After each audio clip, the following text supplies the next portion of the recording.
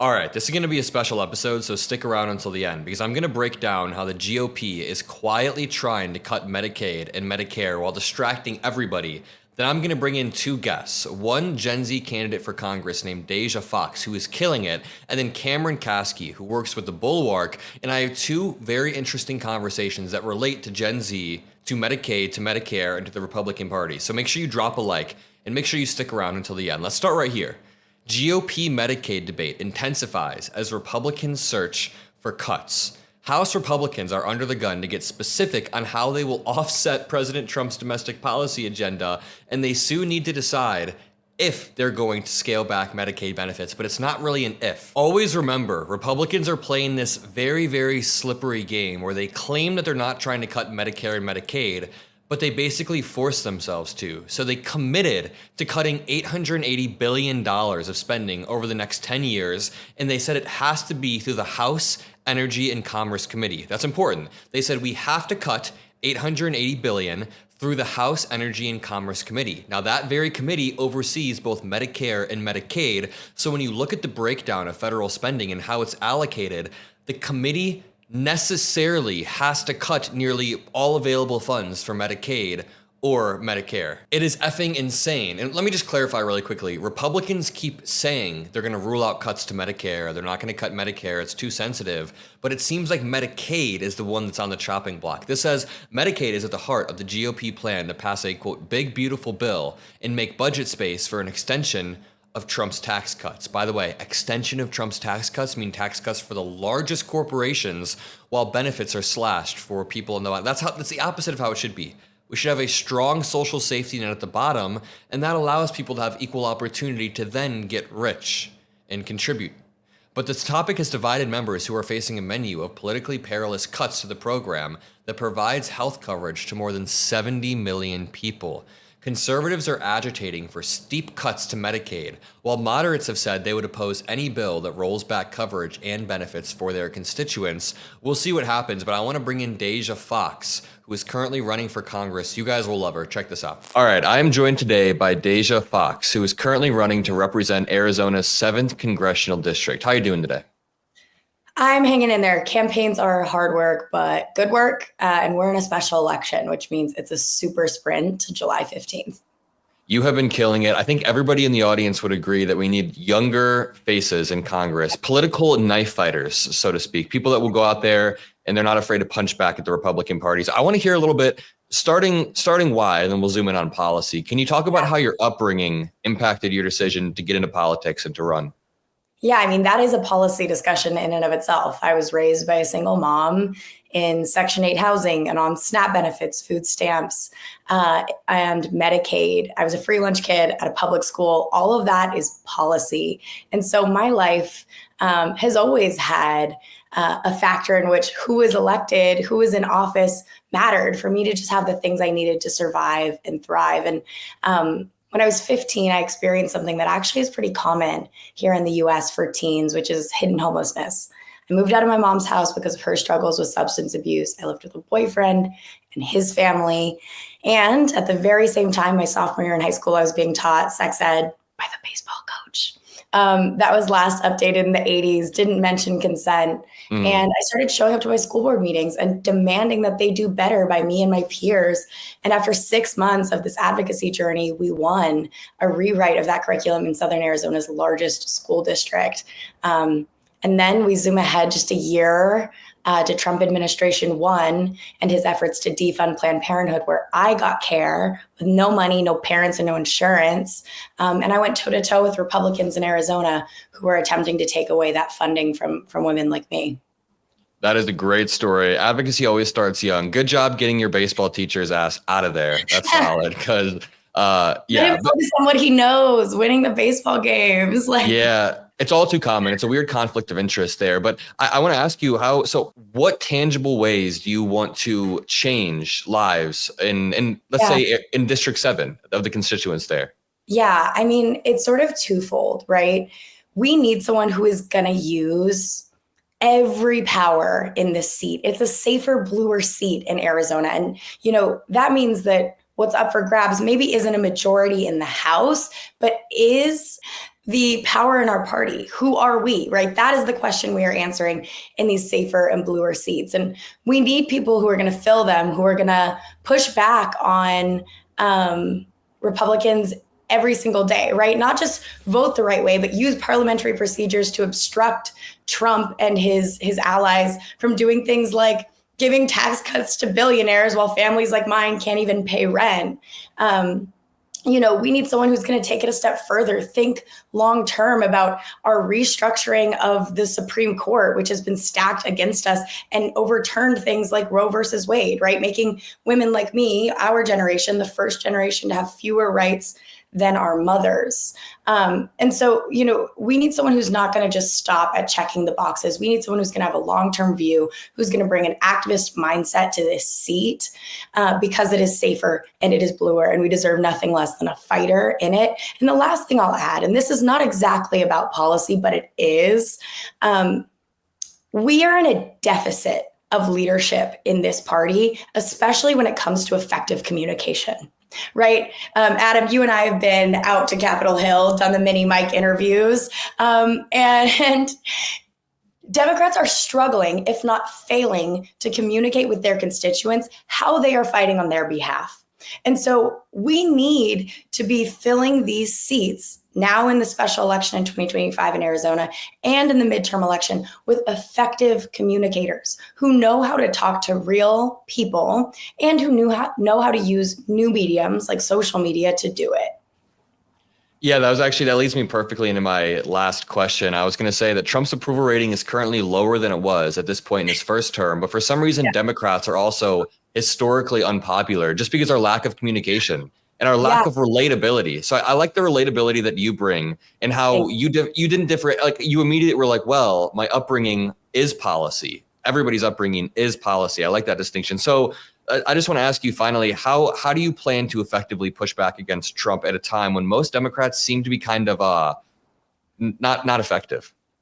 Yeah, I mean, I think the major difference between me and the folks I'm running against in this primary, but also the folks who are currently filling these seats on Capitol Hill is that I have an activist background, right? I know power from the other side of the dais. I know what it means to be disruptive to this administration because I did it last time around.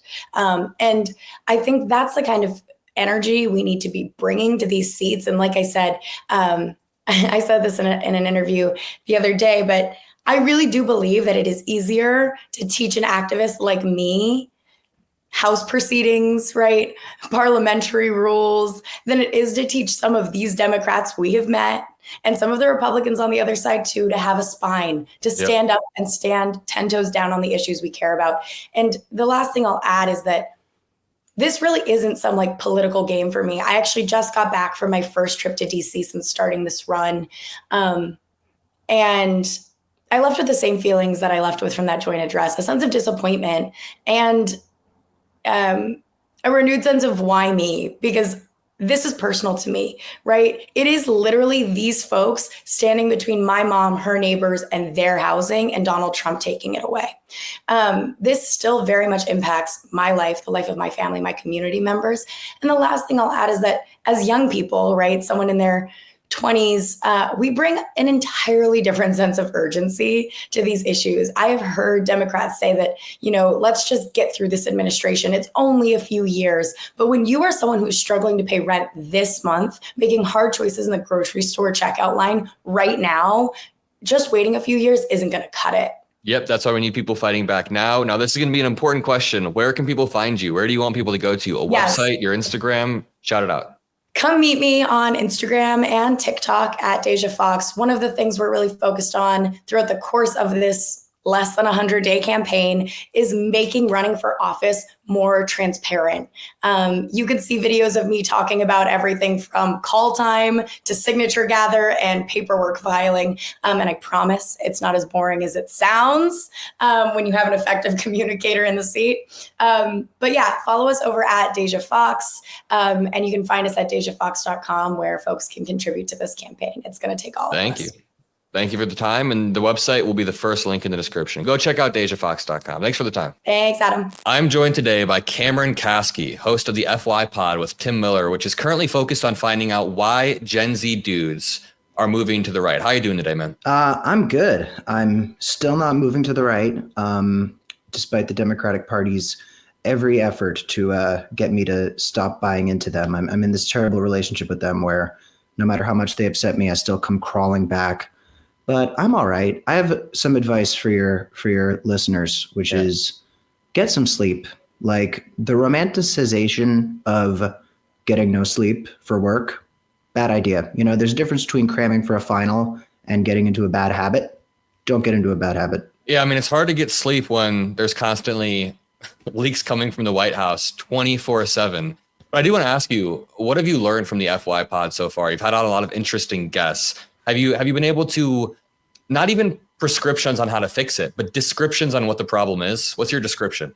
Totally. I would say the first thing I've learned from FY Pod is that our show is at its best when it's less Gen Z and more me and Tim just kind of arguing with each other. In the most recent weeks, we've gotten so comfortable with each other that now we're shitting on each other all the time. And that's really fun. And that's kind of when we're the most Gen Z, because when we're butting heads as like this elder millennial, former Republican gay guy with a kid, and this plucky, sprightly young Gen Zer, like that's when the actual generational tiffs start to emerge. But as for this young men turning to the right shit, I think people aren't really making friends anymore. I think people aren't thriving in romantic relationships anymore. And I think that during COVID, social media was able to turn young men to the right by getting us very upset about that. And instead of making us invest more in making friends and building community, instead of getting us to, respect women and understand that you're probably not ready to date a woman if you can't just be friends with one. The social media kind of groomed us to believe that it's everybody else's fault except for ours. And that makes people angry, and anger and isolation turn people to the right. Yeah, to build on what you're saying, I also think during COVID, a lot of people in our generation during their most formative years kind of put this bubble up around themselves. And then I remember I had to intentionally make an effort to take that bubble down and start hanging out with people as the lockdown ended. But then a lot of people didn't take the bubble down. They're still very lonely. And then you get sucked into these pipelines. Like when I go online, whenever I have friends that are into working out, they get sucked into these like Maha pipelines. I have friends that are into health stuff. They get sucked into Maha. If you're into any like tangential topic, you get sucked down some pipeline. Every single young male has problems with dating, right? Every single young male has problems with dating. So then you look up dating advice and you get sucked down the fucking red pill pipeline. So I feel like that's a big problem right there. Well, I think people with progressive values are just failing to make culture content and fight the culture war that we are so desperately losing. And you see people like Brett Cooper, who is sort of like female Ben Shapiro, not only in values, but also the way she looks. Yeah. She weirdly, like I thought she was a Ben Shapiro nepotism hire of like a niece or something, but she makes this, conservative trad wife content that's just MAGA enough that it's having this negative influence on young women, but it's just accessible and affable enough that you're just watching a sweet, kind, girly live her life. And whether or not she's, Trojan horsing in some really negative and violent values is not of concern to the young women who watch her and they say, well, I would love to be a financially stable woman in her, late 20s who is attractive and has a husband. That sounds great. So what you see is that a lot of left-wing people are making political content, but, you're not getting those progressive-minded Jim Bros. You're not getting the progressive-minded Paul brothers. And the Paul brothers, they make videos fucking around and beating the shit out of Mike Tyson and stuff. And then they're like, also, you should believe that we should send immigrants to concentration camps. And we're just not engaging in the culture war. And I think a big part of it is that the Democratic, not only the party, but also the people who are influencers or voices in the party are trusting Americans to look at policy. And they're forgetting that most people just want to be given content that they want to watch. And you got to meet them where they're at. If you enjoyed these conversations, drop some blue hearts. If you made it this far in the video, say hi, Adam. I love each and every single one of you. The full conversation with Cameron Kasky will be available in the members only section of my channel later tonight, so you can find it there. Love you all. See you in the next video, and peace out.